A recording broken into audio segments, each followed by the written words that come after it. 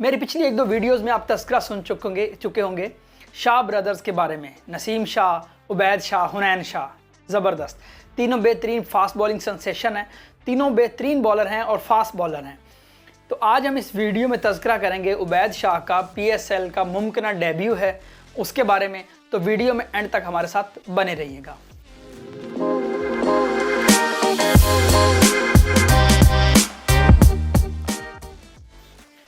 अस्सलाम वालेकुम, क्या हाल चाल हैं जी। अच्छा, उबैद शाह के बारे में थोड़ी बात करते हैं। नसीम शाह के भाई हैं। नसीम शाह को कौन नहीं जानता, जिन्होंने धाक जमाई है अपनी एशिया कप के अंदर, अपनी जो भी उन्होंने T20 वर्ल्ड कप खेला है, टेस्ट क्रिकेट है, कोई भी क्रिकेट खेली है ना, उन्होंने अपनी धाक जमाई है। एशिया कप में बड़ी अच्छी बॉलिंग की। तो नसीम शाह को कौन नहीं जानता। अब बारी है उबैद शाह की। उबैद शाह ने अपना आप मनवाने का फैसला किया है जी। उन्होंने अंडर 19 में बेहतरीन परफॉर्मेंस दिया, वर्ल्ड कप के अंदर ज़बरदस्त बॉलिंग की है और बिल्कुल कमर का जोर लगा के और घुटनों तक, टखनों तक का जोर लगा के उन्होंने बॉलिंग की है। पेस, स्विंग, सेंसेशन, हर चीज़ है उनके पास। और नसीम शाह ने कुछ दिन पहले कहा भी था कि मैं चाहता हूं कि उबैद शाह और हुनैन शाह की पहचान अपनी हो, मेरे नाम की वजह से ना हो, क्योंकि हमें पता है वो नसीम शाह के भाई हैं और इस वजह से हम उनको तज़किरा उनके साथ करते हैं। अदरवाइज़ उन्होंने अपना आप मनवा लिया है अपनी बॉलिंग के ज़रिए। इस्लामाबाद यूनाइटेड ने तीनों भाइयों को पिक किया था, उबैद शाह, नसीम शाह, हुनैन शाह को, और ज़बरदस्त किस्म की ये पिक थी और सब हैरान हो गए थे कि तीनों भाइयों को एक फ्रेंचाइज ने पिक कर लिया। बात करेंगे थोड़ा सा इनके अंडर 19 के करियर के हवाले से। तकरीबन इन्होंने 8 मैचेस खेले हैं और 32 विकेटें ले चुके हैं। ये ज़बरदस्त किस्म की इनकी परफॉर्मेंस है, लाजवाब। और 5 विकेटें 44 रन देके 5 विकेटें इनका बेस्ट फिगर है अब तक का, जो कि बांग्लादेश के खिलाफ था अंडर 19 वर्ल्ड कप में। सेमीफाइनल था वो, पाकिस्तान ने बांग्लादेश को शिकस्त दी थी इनकी शानदार बॉलिंग की बदौलत। ज़बरदस्त किए वो जनाब, डंडे खड़का रहे थे, इधर से उधर जा रहे थे, कोई इधर जा रही विकेट, कोई उधर जा रही है, और बड़ा उन्होंने धमाल मचाया था। और अपना उन्होंने बेहतरीन यानी कि साबित किया है कि वो नसीम शाह के भाई नहीं हैं, वो जेन्युइन फास्ट बॉलर हैं। अब यहाँ से बात करते हैं हारिस रऊफ की। कल मैंने एक छोटी सी रील बनाई थी, अगर आपने देखा हो तो। मैंने खबर ये थी कि हारिस रऊफ को जी सेंट्रल कॉन्ट्रैक्ट जो है ना वो टर्मिनेट कर दिया है। 30 जून तक के लिए कोई लीग नहीं खेल सके हारिस रऊफ क्योंकि पाकिस्तान गया था ऑस्ट्रेलिया के दौरे पर और वहाँ पे चाहिए थे पाकिस्तान को फास्ट बॉलर में पाकिस्तान में पेस में बहुत कमी थी। आमिर जमाल नए थे, वो 140 कर रहे थे। शाहीन की पेस भी डाउन थी, नसीम शाह वैसे अनफिट थे। तो पाकिस्तान को तेज़ बॉलर चाहिए थे जो कि ऑस्ट्रेलिया की विकेट पे उनके काम आते। तो पाकिस्तान ने हारिस रऊफ को, पाकिस्तान मैनेजमेंट ने हारिस रऊफ को पिक किया था टेस्ट स्क्वाड के लिए। अब टेस्ट स्क्वाड के लिए जब पिक हुआ तो उन्होंने पहले कहा मैं अवेलेबल हूँ, फिर कहा मैं नहीं हूँ, फिर कहा हूँ, और एंड पे उन्होंने कह दिया जी मैं अवेलेबल नहीं हूँ, मैं टेस्ट क्रिकेट के लिए अवेलेबल बिल्कुल नहीं हूँ। अब मर्जी है उनके टेस्ट क्रिकेट खेलें या ना खेलें, लेकिन सेंट्रल कॉन्ट्रैक्ट जब PCB से हो जाता है तो इसका मतलब ये है कि आप बाउंड हैं वो क्रिकेट खेलने के। जो PCB आपको कहेगा और जो वनडे हो, टेस्ट हो, T20, आपकी फर्स्ट प्रायोरिटी आपकी नेशन होगी और आपको अवेलेबिलिटी शो करनी होगी अनलेस कि आप अनफिट ना हो।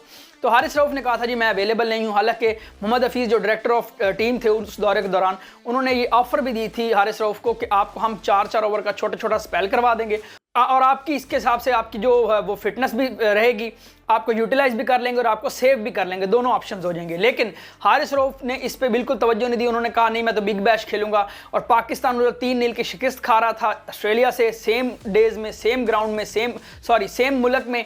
उसी मुल्क में पाकिस्तान शिकस्त खा रहा था पेस ना होने की वजह से, और हारिस रऊफ कहर बरसा रहे थे बिग बैश के अंदर। वो अपनी पेस सारी वहाँ इस्तेमाल कर रहे थे और बिग बैश लीग खेल रहे थे और उनकी प्रायोरिटी बिग बैश लीग ना खेलना थी। तो as per PCB code of conduct उनको प्रायोरिटी होनी चाहिए थी टेस्ट क्रिकेट या पाकिस्तान क्रिकेट। तो उन्होंने जनाब नई लीग क्रिकेट को प्रेफरेंस दी और वो चले गए जनाब खेलने बिग बैश लीग। अब PCB ने उसका बदला ये लिया कि उनको टर्मिनेट कर दिया उनका कॉन्ट्रैक्ट 30 जून तक के लिए, सेंट्रल कॉन्ट्रैक्ट। इसका उनको नुकसान ये होगा कि वो बिल्कुल सैलरी भी नहीं ले पाएंगे जो उनको मिल रही थी सेंट्रल कॉन्ट्रैक्ट में, और कोई भी लीग नहीं खेल पाएंगे। लीग्स का आजकल जैसे बहुत ट्रेंड है, इमाद वसीम भी क्रिकेट से रिटायर हो गए और वो लीग्स खेलने पे तवज्जो है उनकी। आमिर ने भी रिटायरमेंट अनाउंस कर दी, लीग्स खेलने पे तवज्जो है। इस तरह हारिस रऊफ का कुछ ऐसा प्लान लग रहा है और हो सकता है अगर कुछ आगे पीछे हुआ और कुछ वो प्लान कर भी रहे थे, खबरें थी कि शायद वो इंटरनेशनल क्रिकेट से रिटायरमेंट ले लें। तो अगर वो रिटायरमेंट ले लेते हैं फिर वो बाउंड नहीं होंगे PCB के और वो जहाँ जाएँ जितना चाहें खेल सकते हैं। लेकिन अभी PCB ने यह किया कि उनका कॉन्ट्रैक्ट टर्मिनेट कर दिया और उनको तनख्वाह उनकी रोक दी, और जो वो लीग क्रिकेट के लिए उनको अब अलाउ नहीं होगा अनलेस वो रिटायरमेंट का ऐलान करते हैं। लेकिन अगर रिटायरमेंट का ऐलान नहीं करते तो किसी भी किस्म की लीग में वो पार्टिसिपेट नहीं कर पाएंगे।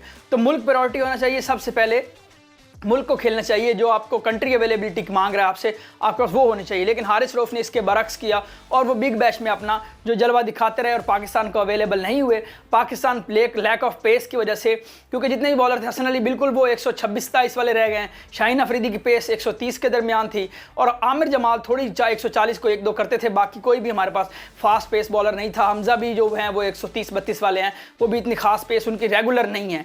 हारिस रऊफ की शदीद ज़रूरत थी उस वक्त पाकिस्तानी टीम को, लेकिन उन्होंने क्या किया, उन्होंने बिग बैश खेली और पाकिस्तान अगर मे भी कुछ रिजल्ट में चेंज हो भी सकता था, जहाँ पे अपॉर्चुनिटीज़ मिस हुई हैं, बेबी हारिस रऊफ की पेस की बदौलत कुछ प्रेशर होता, जैसे बाउंसी विकेट थी, गाबा के विकेट में उनका काम आता, तो उसमें बहुत ज़्यादा उनको फ़ायदा होना था, लेकिन उन्होंने अपनी अवेलेबिलिटी नहीं की और वो पीसीबी ने उसका बदला ले लिया। आते हैं टॉपिक की तरफ वापस। अब इसका कोरिलेशन इस तरह बनता है कि जो उबैद हैं, उबैद शाह हैं वो पेस सेंसेशन है।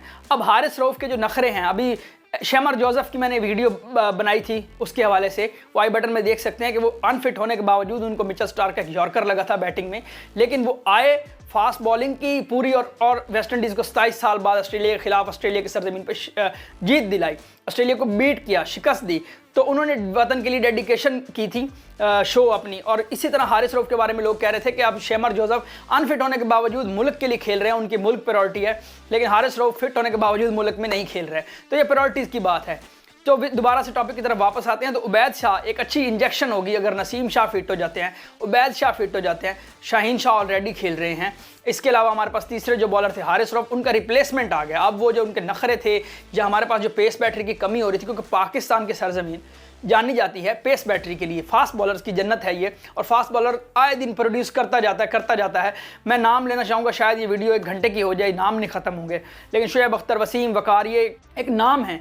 इन लोगों को जब जसप्रीत बुमराह इतना अच्छा परफॉर्म कर रहे हैं, वो इनको आइडलाइज़ करते हैं, वो कहते हैं जी मैं वसीम और वकार को आइडलाइज़ करके और जो इमरान खान है उनको आइडलाइज़ करके इतना अच्छा बॉलर बनाऊँ। और हमारे अपने बॉलर क्या कर रहे हैं, वो उनको आइडलाइज़ नहीं करते, वो लीग पर उनकी तवज्जो और टेस्ट की तरफ नहीं है। बुमराह इतनी अनफिट होने के बावजूद, इतना पीरियड गुजारने के बावजूद और वो अनफिट होने के बाद, लेकिन वो टेस्ट खेल रहे हैं, उन्होंने पिछला टेस्ट जिता दिया। तो ये जनाब ये प्रायोरिटीज़ और डिफरेंसेस हैं। उबैद शाह के आने से ये इंजेक्शन होगा टीम में कि हमें पेस बैटरी, जो फास्ट बॉलर की कमी है, तेज़ बॉलर की वाइट बॉल में ख़ास तौर पे, उसमें वो कमी पूरी हो जाएगी, वो भी टेस्ट भी खेलें। अब ये बात होना शुरू हो जाएगी जी वो नसीम शाह के भाई हैं। तो मैंने स्टैट्स इसलिए रख दिए कि 32 विकेट्स ले चुके हैं 8 मैचेस में, और उनका तकरीबन 15 का एवरेज, और ज़बरदस्त किस्म की वो बॉलिंग करते हैं। इकॉनमी बड़ी बेहतरीन है, 4.77 की, 4.77 की, तो ऑलरेडी उनका ट्रैक रिकॉर्ड इतना अच्छा है, वो प्रूव करके है अंडर 19 वर्ल्ड कप में कि he is the future of Pakistan, he can bring something big to Pakistan. तो वो पाकिस्तान के लिए एक जोश साबित होंगे, और बिल्कुल इसको भाई के तौर पे ना देखा जाए, लेकिन अगर देखा जाए तो पाकिस्तान के लिए बेहतरीन एक पेस बॉलर के तौर पे आ रहे हैं। जैसे उमर अकमल, कामरान अकमल थे, भाई थे, लेकिन दोनों अपनी परफॉर्मेंस की बेस से पाकिस्तान खेल के गए हैं, भाई के तौर पर नहीं खेले।